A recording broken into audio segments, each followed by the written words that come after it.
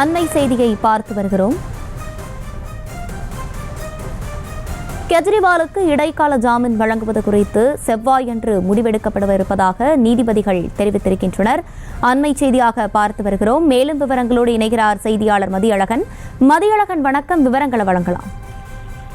டெல்லி மதுபான கொள்கை முறைகேடு வழக்கில் அமலாக்கத்துறையால் கைது செய்யப்பட்டதை எதிர்த்து டெல்லி முதலமைச்சர் அரவிந்த் கெஜ்ரிவால் உச்சநீதிமன்றத்தில் மனு தாக்கல் செய்திருந்தார். அந்த மனு இன்றைய தினம் உச்சநீதிமன்றத்தில் விசாரணைக்கு வந்தது. அப்பொழுது மதுபான கொள்கை முறைகேடு வழக்கில் கெஜ்ரிவாலுக்கு எதிராக முன்வைக்கக்கூடிய அத்தனை விஷயங்களும் அமலாக்கத்துறையினரால் யூகங்களாகத்தான் சொல்லப்படுகிறே தவிர அதில் நேரடி சாட்சியங்கள் எதுவும் இல்லை.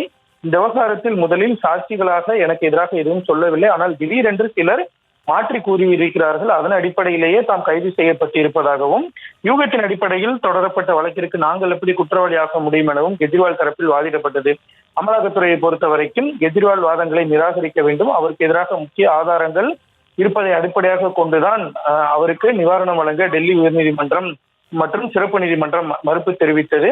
இந்த விவகாரத்தில் தற்பொழுது நிவாரணம் வழங்கினால் அது விசாரணைக்கு பின்னடைவை ஏற்படுத்தும் என அமலாக்கத்துறை சார்பில் எதிர்ப்பு தெரிவிக்கப்பட்டது. நீதிபதிகளை பொறுத்தவரை இந்த விவகாரம் தொடர்பாக வழக்கு விசாரணை நீண்டு கொண்டேதான் போகும். எனவே தற்போதைய நிலையில் கட்டுப்பாடுகளுடன் இடைக்கால நிவாரணம், அதாவது ஜாமீன் வழங்கலாமே என்று நீதிபதிகள் ஒரு கேள்வி எழுப்பி இருக்கிறார்கள். ஏனெனில் இது தேர்தல் சமயம் என்பதால் இடைக்கால ஜாமீன் குறித்து தாங்கள் யோசிப்பதாகவும் நீதிபதிகள் தெரிவித்திருக்கிறார்கள். அமலாக்கத்துறையை பொறுத்தவரை அவ்வாறு ஏதேனும் ஜாமீன் உள்ளிட்ட நிவாரணம் வழங்குவதாக இருந்தால் தற்பொழுது நீதிமன்றம் கூறினால் வழக்கு தொடர்பான அனைத்து நிலவரமும் பாதிக்கப்படும் என்று தெரிவிக்கப்பட்டிருந்தது.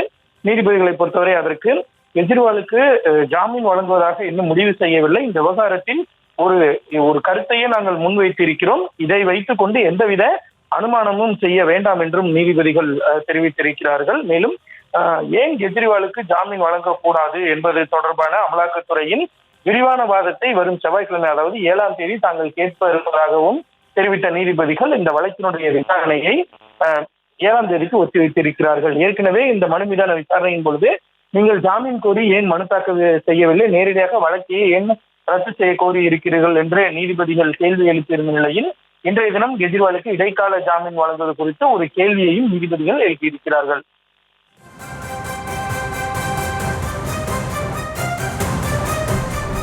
விவரங்களை வழங்கியமைக்கு நன்றி மதியழகன். செய்திகளை உடனுக்குடனும் துல்லியமாகவும் தெரிந்து கொள்ள சப்ஸ்கிரைப் பண்ணுங்க.